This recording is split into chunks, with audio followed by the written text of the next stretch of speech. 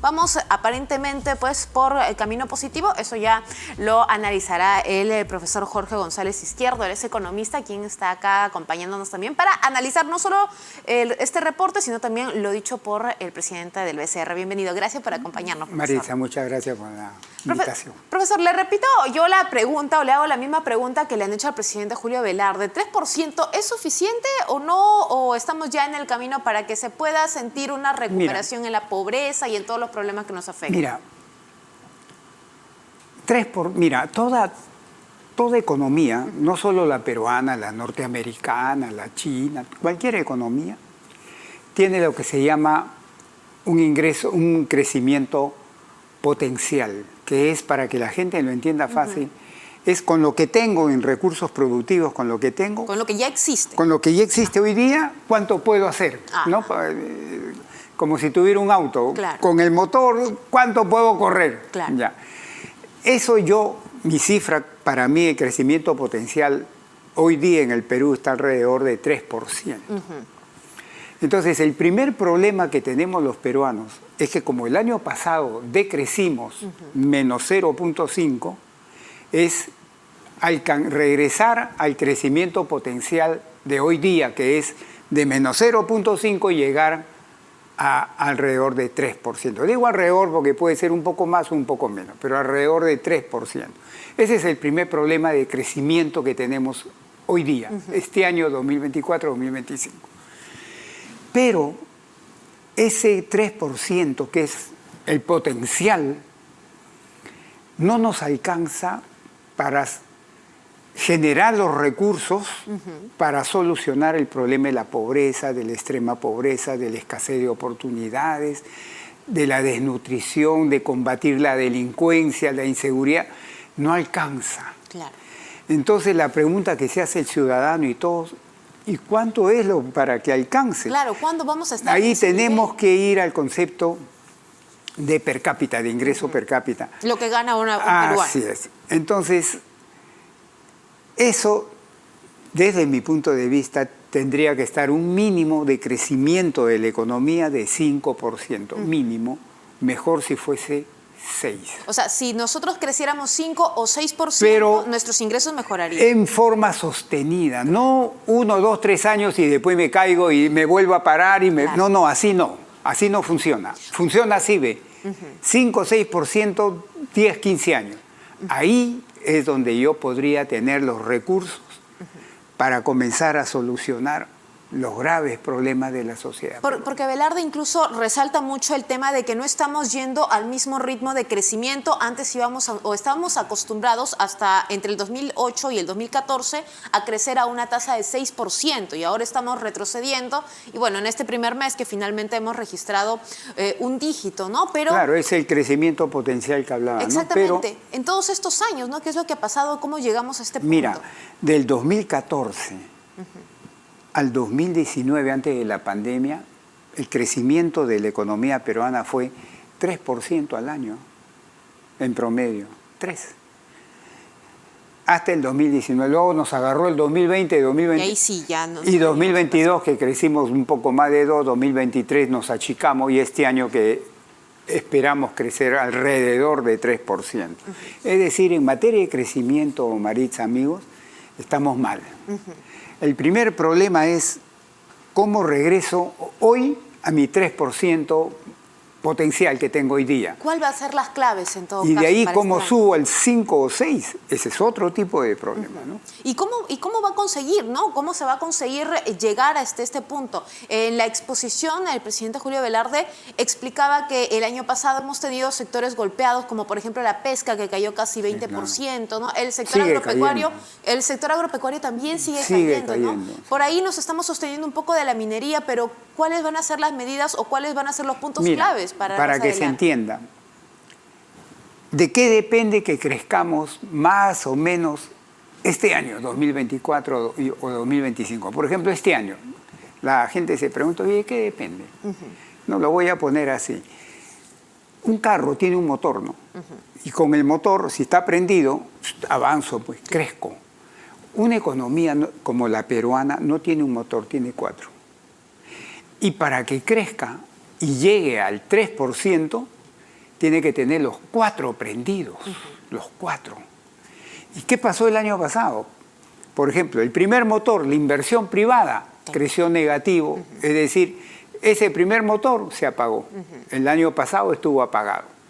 El segundo motor, el consumo privado, creció prácticamente 0. Eso es lo que compramos nosotros, ¿no? Pero no de El consumo de nosotros. Entonces, de los 4 motores ya iban 2 apagados el año pasado. El tercer motor es el gasto público, sobre todo en inversión. Ese estuvo prendido, pero de vilón, de vilón. Claro. Y el cuarto motor es el mundo, las exportaciones netas, que sí nos pegó un empujoncito apreciable. Pero de los 4 motores, 2 apagados. Por eso es que no pudimos crecer normal, pues por eso es que nos caímos. Este año, estos 2 motores apagados se tienen que prender. Y la gran pregunta es, ¿y cómo prendo la inversión privada y cómo prendo el motor del consumo privado?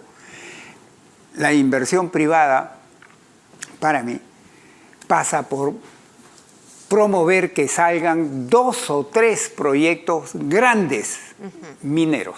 ¿Y hay posibilidades de ello? Hay posibilidades, por lo menos 3.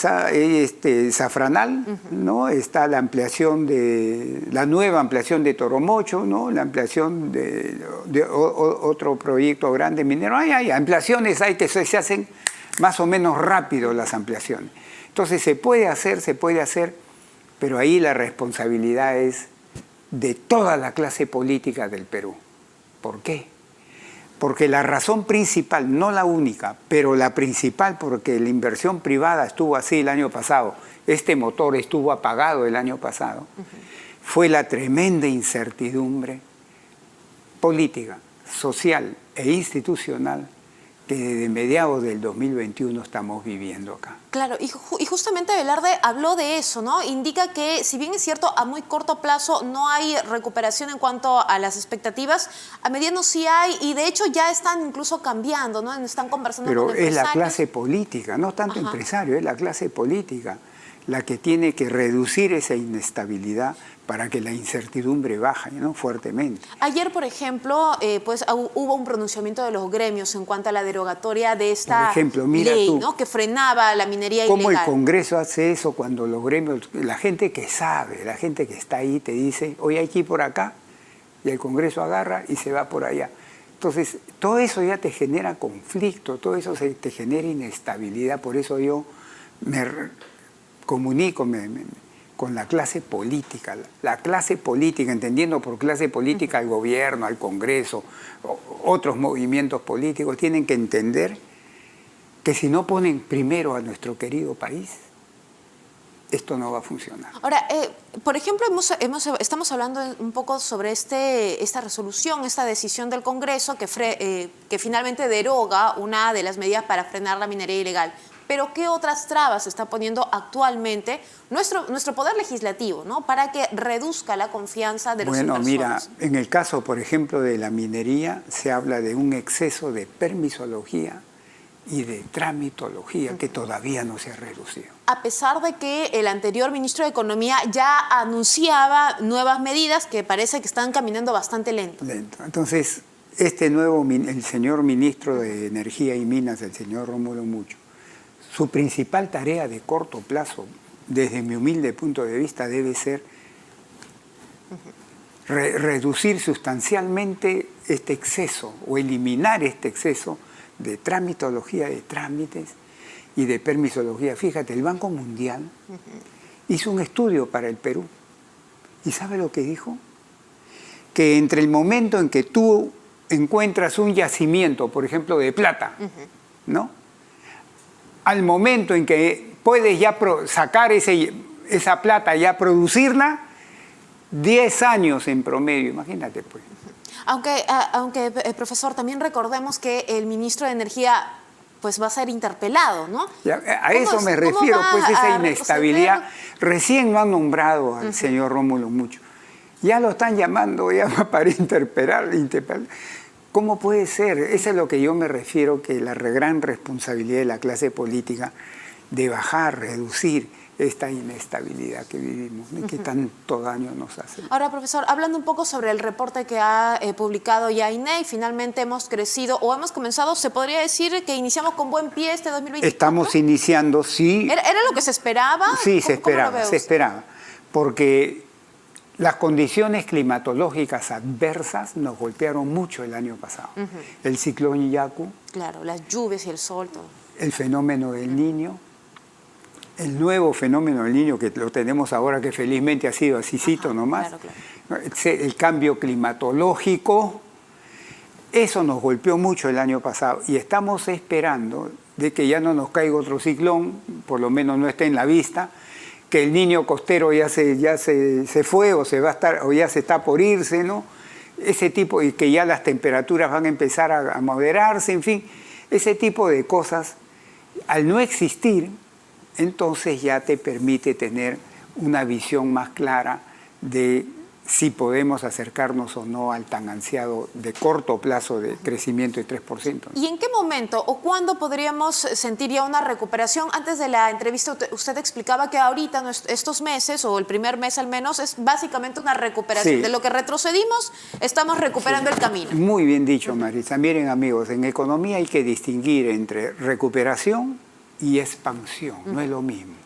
Recuperación es, como bien dice Maritza, yo estaba acá y mañana me pongo acá y pasado mañana regreso acá, he recuperado nomás lo que tenía antes, ¿no es cierto? Si comienzo a ir hacia allá, ya estoy expandiéndome, ganando alguito. Entonces, en enero, desde mi punto de vista, hemos empezado un proceso de recuperación. Yo aconsejaría esperar hasta 2 trimestres, o sea, hasta mediados de año, para ver si este proceso de recuperación ya se ha consolidado y comenzaríamos ya a pasar a un proceso de expansión. O sea, ya en el moderado, segundo reporte de inflación ya nos van a decir, o vamos a tener quizás un panorama más claro. Un panorama más claro, sí, de que podríamos ya estar entrando a un proceso de expansión, eso hay que mirarlo, porque mira tú, voy ahora viniendo acá, escuché la noticia de ustedes de que está habiendo unas lluvias terribles, ahorita están habiendo unas lluvias terribles en la sierra y en la selva, ¿no? Entonces, cuidado con eso también, ¿no? Perfecto, profesor. Le agradecemos mucho por estar acá. Gracias a ustedes. El profesor Jorge González Izquierdo, economista, explicándonos un poco cómo avanza nuestra economía y también apoyándonos en el análisis de las declaraciones del presidente Julio Velarde del Banco Central de Reserva. Ahora nos vamos